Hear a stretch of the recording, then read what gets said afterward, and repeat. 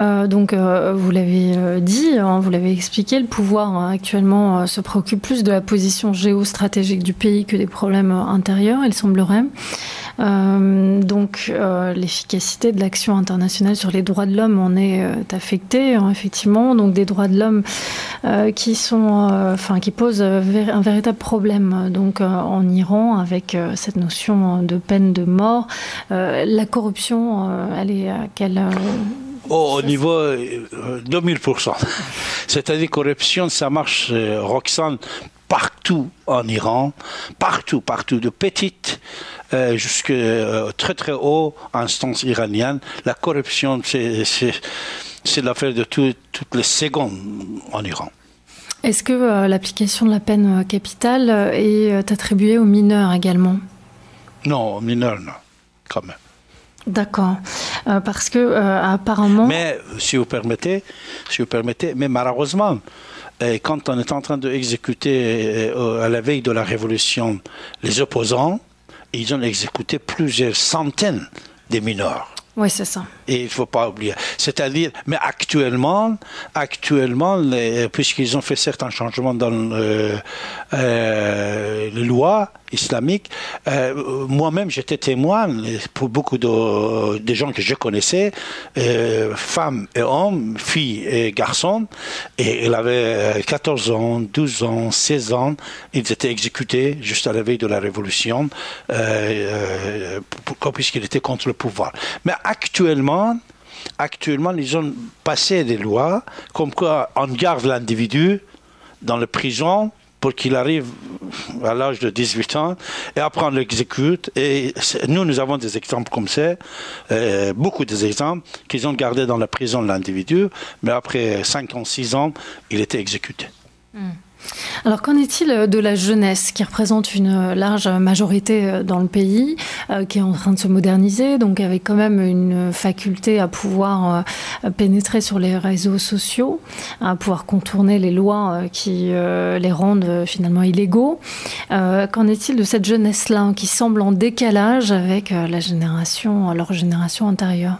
Alors cette jeunesse, il est 100% contre le régime, et cette jeunesse, en majorité, n'est plus musulman, c'est-à-dire cette jeunesse, quand vous le voyez, même si vous êtes en Iran, à Téhéran, vous allez voir dans l'université, à droite, à gauche, si vous dites est-ce que vous êtes musulman, que vous n'enregistrez pas, il va vous dire que je ne suis plus musulman. Moi, j'avais reçu sur cette antenne une personne, que ça serait bien de citer son nom, Ibn Varraq. Nasrin Taslimeh aussi, je ne sais pas si vous avez connu Nasrin Taslimeh, on connaît bien Salman Rushdie, mais Nasrin Taslimeh c'était quelqu'un, un Pakistanais, Bangladesh, il venait de Bangladesh, que quand il est sorti de son pays, c'était une femme, puisqu'il avait critiqué l'islam, il était condamné à mort. Quand il est sorti, Salman Rushdie, il a soutenu cette femme, Nasrin Taslimeh, que je le connaissais, sur cette antenne aussi on a parlé avec et tout ça. En même temps, il y avait une autre personne, il s'appelait Ibn Varraq, mais son nom, ce n'était pas Ibn Varraq, il avait emprunté ça. Ibn Varraq, il témoignait que comment les gens en Pakistan, à l'époque, ils quittaient l'islam. C'est-à-dire, ils disaient que je ne suis plus musulman. Maintenant, il y a un mouvement assez fort sur l'Internet, que vous pouvez aller chercher, constater. Pourquoi je ne suis pas musulman? C'était le livre qu'Ibn Varraq il a écrit à l'époque. C'était un ami que je l'avais invité ici. Il avait cité certains de mes écrits dans le secret de l'islam, dans son livre. Mais actuellement, ça, Roxane, en Iran, c'est très élargi. C'est-à-dire, la jeunesse iranienne n'est plus musulmane. Et même ici, Doman, je conseille à tous nos amis qui sont en train de nous écouter ce soir, que je sais, ils ont des amis iraniens, sans aucun doute, que quand vous voyez un Iranien ici, à Paris, à Los Angeles, vous demandez, est-ce que tu es musulman? Si avant il était musulman, il va vous dire que je ne suis plus musulman. Et même il a changé de nom. Il a pris des noms moderne, soit disons le nom perse iranien. C'est-à-dire la jeunesse iranienne, c'est la chance de l'obtention de démocratie pour demain pour l'Iran. Puisque cette jeunesse, le régime ne peut plus le contrôler comme avant.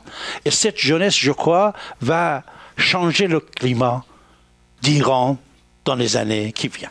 Alors face à ces perspectives d'avenir qui sont difficiles pour cette jeunesse, avec un taux de chômage important, est-ce que cette désidentification à l'islam pousse aussi les jeunes à partir à l'étranger, ce qu'on appelle la fuite des cerveaux?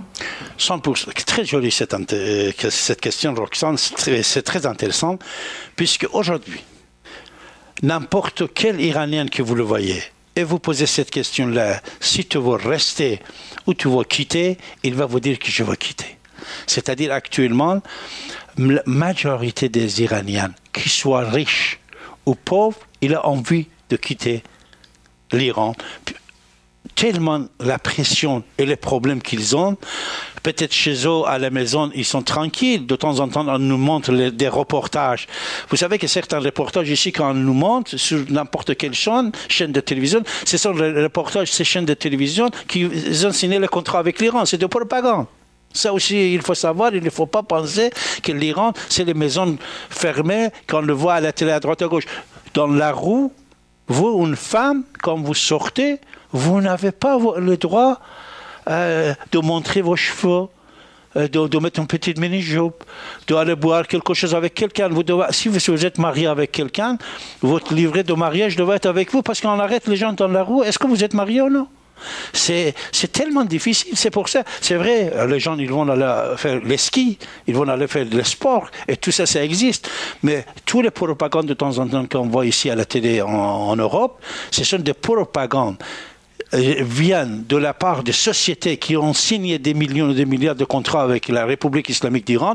Alors, ils ont obligé, c'est leur métier, de montrer un Iran moderne. Mais il est moderne dans la maison, dans les endroits fermés.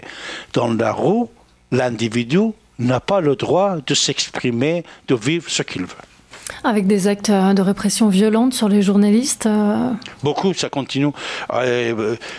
Les journalistes, comme je viens de vous dire, avocats, des avocats, pas un, deux, trois, quatre. Il y a les avocats qui sont en prison en train de mourir.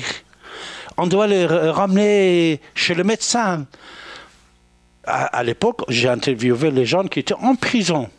Puisqu'on faisait entrer les téléphones portables à l'époque, sur notre antenne, bien sûr. Les gens, des personnalités. Il était malade et mourant, en train de mourir. On ne donnait pas la permission d'aller à l'hôpital. Il était resté dans la prison. C'est pour ça, la plupart des choses qu'on entend ici, n'oubliez pas, c'est un arrangement de psychologie des gens selon les contrats qu'ils vont signer, qu'ils ont déjà signés. Pour dire, oh, c'est une dictature, pourquoi vous avez fait ça? Non, non, ça a changé, ce n'est pas patati, patata. Hassan Rouhani, c'est un élève de guide Ali Khamenei. Il suffit de comprendre iranien et d'aller écouter ce qu'il a dit hier et ce qu'il va dire demain en faveur de son guide et en faveur de son régime. Mais c'est l'enjeu économique qui font double face. Alors vous l'avez dit, chez les jeunes, en tout cas les notions de république, de démocratie ou de liberté s'ancrent de plus en plus dans les esprits et créent des conditions d'un changement profond. Est-ce que vous pensez tout de même que malgré la répression, l'Iran est un pays où les gens débattent, parlent, s'expriment et protestent? Ah oui, oui. De toute façon, la résistance qui existe chez les Iraniens, surtout chez la jeunesse, cette résistance est très, très admirable. Nous avons une admiration pour cette résistance de la jeunesse iranienne qui, comme je viens de vous dire, Roxane, notre espoir pour demain, parce que nous, on a fait notre travail, c'est-à-dire pendant 30 années, on a écrit, on a éclairé, patati patata.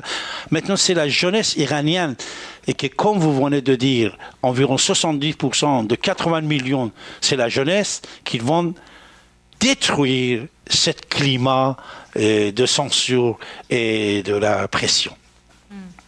Alors David Abbassi, je vous propose une courte pause musicale. Le standard est toutefois ouvert si vous avez envie d'intervenir. Vous composez le 08 92 23 95 20. Je rappelle que David Abbassi est islamologue, réfugié politique, historien et journaliste, animateur radio sur Radio Ici et Maintenant pendant de nombreuses années avec l'émission Terre de Perse. Donc vous êtes les bienvenus pour réagir réagir au 08 92 23 95 20, le 08 92 23 95 20.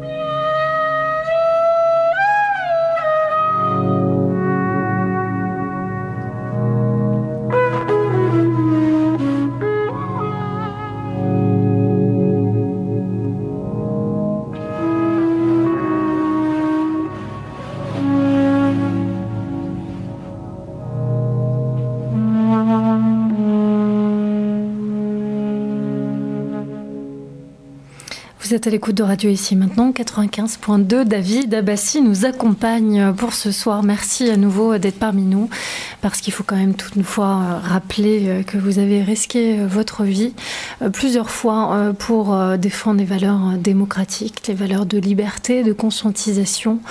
Voilà, toutes les valeurs que nous défendons dans le monde occidental et que vous incarnez avec tolérance. Donc merci d'être parmi nous.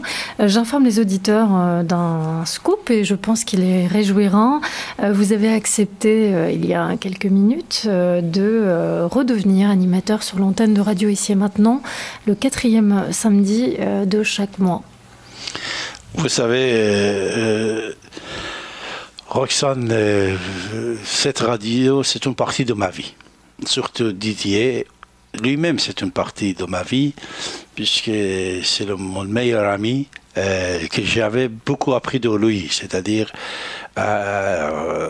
puisqu'il n'est pas là, je vous dis, voilà, puisqu'il n'est pas là, Didier, je vous dis, moi-même, j'ai beaucoup appris de Didier, mon communauté aussi, également. Actuellement, à Los Angeles, il y a une centaine de télévisions qui ne marchent qu'avec les méthodes de la radio Ici Maintenant. Pour la plupart de ces gens-là, à l'époque, ils étaient ici à Paris. Ils sont partis là-bas, fonder des télévisions. Cette télévision, seulement, c'est les gens qui parlent. Et ils parlent avec les gens.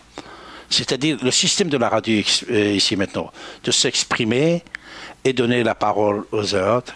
Et bien sûr, sur beaucoup d'autres points, j'ai appris des choses, c'est-à-dire avec l'avancée de l'Internet et tout ça. Didier, pour moi, c'était aussi un maître. Alors, pour ça, c'est vrai que lui aussi, il m'avait manqué. Alors, quand il m'a proposé, je l'ai dit avec plaisir, voilà.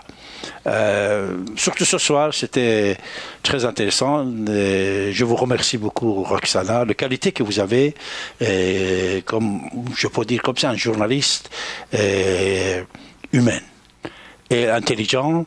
Et vous avez bien travaillé et les questions étaient très riches et je vous remercie beaucoup. J'étais tellement ravi de faire cette émission avec vous. Ça sera un des points très très forts de ma vie. Dernière documentaire qu'on avait fait pour moi, c'était à l'Arabier. Ça, je dis pour mes amis arabes qui nous écoutent.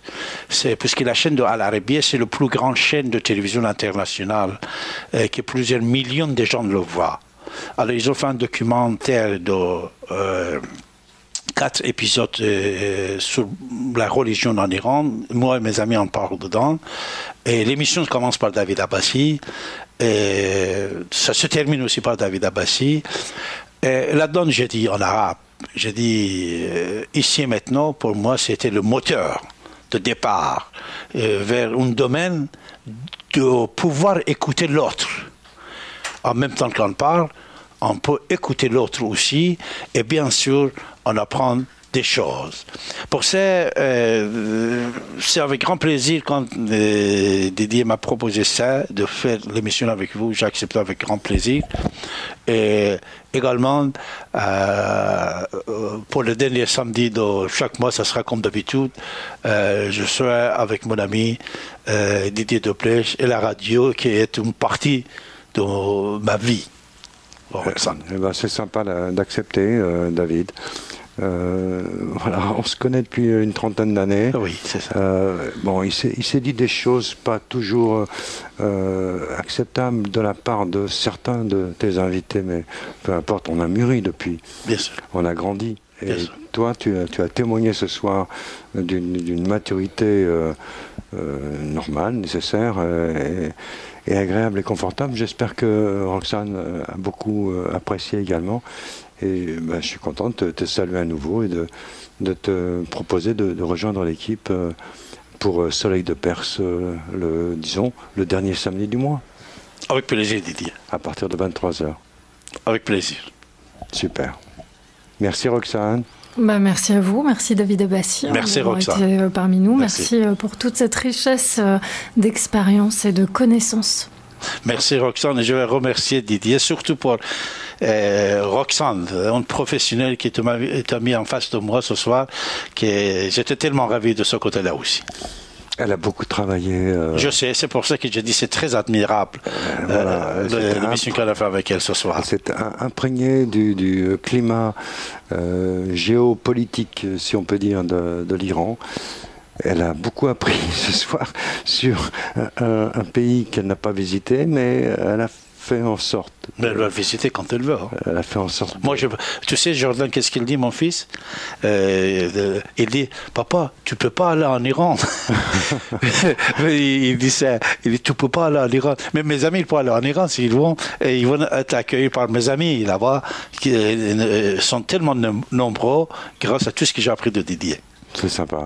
Merci beaucoup. Merci, David. À bientôt. Je t'embrasse, Didier. Merci, Roxana. Merci beaucoup, David Abbassi. Merci à tous et à toutes. Merci pour vos interventions également. Mais vous étiez dans le magazine Énergie Positive tous les vendredis soirs à partir de 23h. Dans quelques instants, vous continuez à nous suivre, bien sûr, sur 95.2. Nos programmes continuent jusqu'à 6h du matin et après sur notre site internet ici et maintenant.com. Belle soirée à vous et à très bientôt.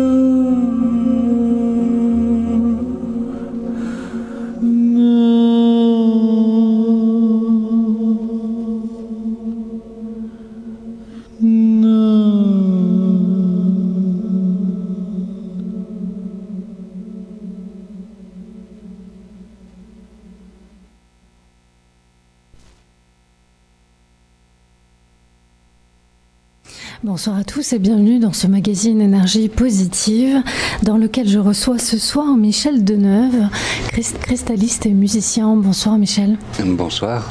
Merci d'avoir accepté notre invitation.